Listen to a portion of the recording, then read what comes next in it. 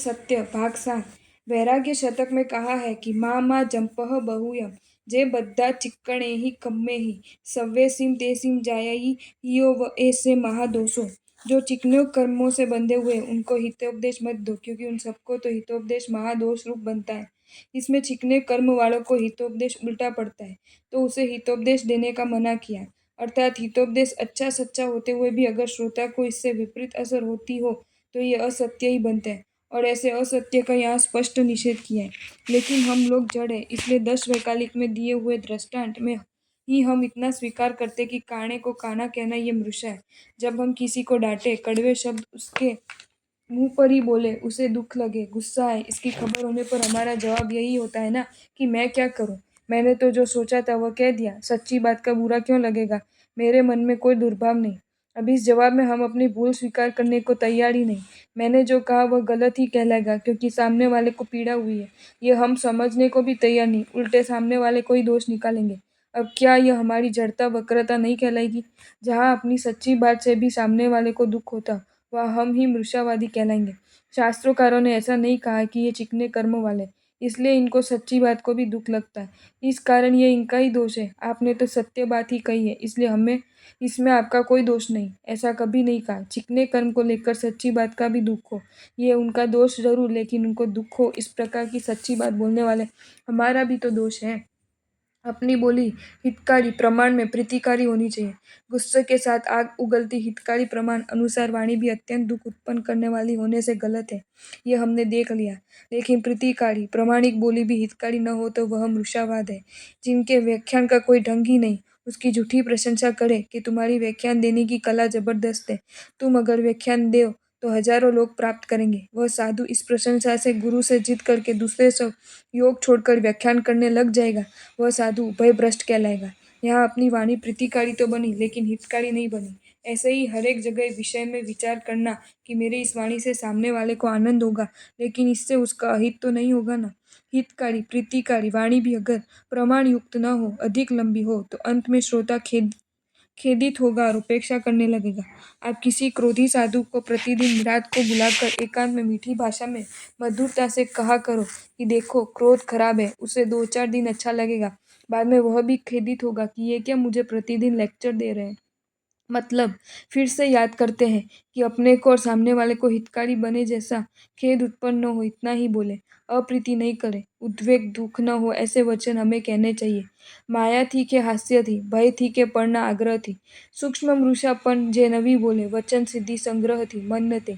ऐसा कहा जाता है कि महापुरुष वचन सिद्धि वाले होते हैं। वे जाने किसी भी कभी कुछ बोल दे तो वह सत्य बन जाते हैं। उनके वचन प्राय मिथ्या नहीं होते। जैसे गौशालक भगवान के नाम से घरों को जला डालने की बात करता और पास में रहे हुए देव प्रभु के नाम से कहे हुए वचन खराब होते हुए भी पूरा करते थे, ऐसे ही वचन सिद्ध पुरुषों के वचन सहजता से या देवी सहाय से भी प्राय सच्चे हो जाते। उन महात्माओं के वचनों से निकली हाय या हाश लगभग उसका फल दिखाए बिना नहीं रहते। वो स्त्री के प्रति विकार वाले, डांटने वाले, गुरु को ही मार डालने का प्रयत्न करने वाले कुल बालक मुनि के प्रति गुरु के मुख से सहजता से हाय निकल गई कि मुझे लगता है कि तुम्हारा पतन निश्चित स्त्री से होगा।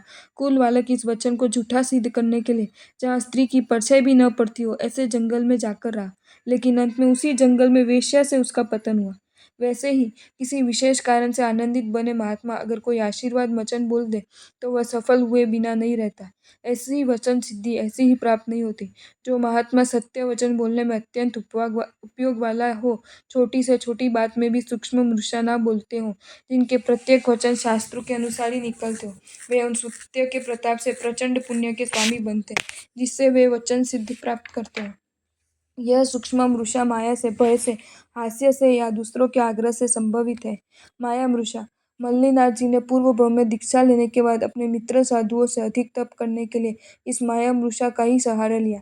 मित्र जब पूछते तब अपना तप छोटा बताते और मित्र भी छोटा तप करते थे और बाद में वे बड़ा तप करके बड़े तप करते थे। नूतन साधु वैसे भी धमाल करता हो, आलसू हो, लेकिन अगर अपने सांसारिक माता पिता आदि मिलने आए तो उस दिन चुस्त फुर्तीला होशियार हो जाता है। अपने माता पिता से कहता है कि मुझे स्वाध्याय संयम बहुत अच्छा लगता है। तक्र पाक और पय पाक ये दोनों ज्यादा आ गए हो, पय पाक मन पसंद हो तो नियम वाला साधु भी कह दे कि मुझे सर्दी होने के कारण तक्र पाक नहीं चलेगा, इसके अलावा दूसरा कोई बढ़ता हो तो कहो। स्वयं आसक्त न दिखे इसलिए पैपाक का नाम भी नहीं बोलता। किसी को पानी के घड़े लाने अच्छे ना लगते हो, गोचरी जाना ही अच्छा लगता है तो बोलेगा कि मेरे से वजन नहीं उठाया जाता, डॉक्टर ने मना किया, इसके अलावा कोई काम हो तो कहो। ऐसे तो छोटे छोटे माया मृषावाद दिन में लगभग 5-10 हो जाते होंगे। हम सब इसके इतने आदी बन चुके हैं। ये माया मृषा है, गलत है, ऐसा उपयोग पश्चाताप लगभग हमें होता ही नहीं। अरे ऊपर की बातें सच्ची हो तो भी सत्य बात कहने के पीछे अगर भाव मलिन ही हो तो ये मृषा ही बनते हैं। सर्दी होने की बात सच्ची हो, लेकिन अब तो पैपाक की आसक्ति से उस सर्दी की ही आगे की हो तो वह मृषा ही है। डॉक्टर ने वजन उठाने की मनाही की है, ये बात सच है, लेकिन इस समय तो घड़े लाने के काम के प्रति अरुचि से इस बात को कही हुई होने से वह गलत ही है। भय मृषा। कभी कोई गीतार संविघ्न गुरु सबके सामने किसी साधु से पूछ बैठे कि बोलो आज स्वामी वात्सल्य की मिठाइयाँ आई, उसमें से तुमने कितने टुकड़े लिए, आसक्ति हुई या नहीं।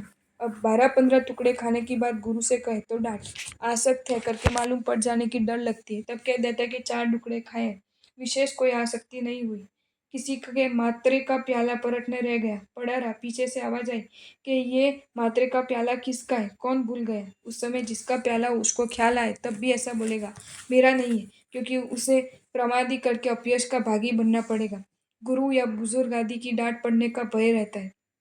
अधिकतर गुरु की डांट आदि के भय से ज्यादातर मृषा वचन बोला जाता है। हास्य मृषा। यह मृषा भाषा तो लगभग सबसे ज्यादा बोली जाती होगी। माया मृषा या भय मृषा में पकड़े जाने का भय रहता है, उसके प्रसंग भी कम ही बनते हैं, जबकि हास्य मृषा में तो भय ही नहीं है, मजाक मस्करी का कोई खराब हो ही नहीं सकते। मानो कि अब ऐसी परिस्थिति लगती है। ओ मुनिराज, तुम्हारी माँ मर गई, एक साधु ने बालमुनि से अचानक समाचार कहे। माता के प्रति स्नेह से उस बालमुनि को आघात लगा, रोने लगा। सब साधु इकट्ठे हुए। बाद में हंसते हुए साधु ने उस बालमुनि से कहा, देखो सामने रास्ते पर एक कुत्ती मरी पड़ी है, अनादिकाल में कभी तो वह इस मुनि की माता होगी ना, इस कारण इस मुनि की माँ मर गई कहा जाए कि नहीं कहा जाए। ऐसे तो अनेक हास्य वचन हम बोलते होंगे, इसमें चाहे अपने भाव किसी के प्रति द्वेष वृत्ति के नहीं, लेकिन इसमें कभी किसी को सख्त आघात लग सकता है, उस दुख में तो हम निमित्त बनते हैं ना। और मानो कि किसी को कोई दुख न भी लगे तो भी इसमें जिनाज्ञा का भंग तो है ही, मन में हास्य महोदय जन्य परिणाम तो है ही, प्रमाद तो है ही। आग्रह मूषा। कभी ऐसा भी बनता है कि किसी के आग्रह से जबरदस्ती से झूठ बोलना पड़े, मूषा बोलने की इच्छा न हो फिर भी किसी के परवश हो तब उसके आग्रह या जबरदस्ती के कारण मूषा बोलना पड़ता है, यह भी बराबर नहीं है। हाँ, किसी गाढ़ कारण से अपवाद रूप बड़े नुकसान से बचने के लिए कभी द्रव्य मूषा प्रयोग करना पड़े तो वह अलग बात है, लेकिन तुच्छ स्वार्थ के खातिर किसी व्यक्ति के प्रति राग के कारण उसके आग्रह के वश होकर मूषा बोलना ये योग्य नहीं। साधु तो निर्भय बनकर, परवश न बनकर, लंबी सोच से सत्य भाषा बोले। आपको ये वीडियो अच्छा लगा हो तो इसे लाइक करें और शेयर करें, और ऐसे ही नए नए वीडियोज़ देखने के लिए सब्सक्राइब करें हमारी channel Jain facts and stories को।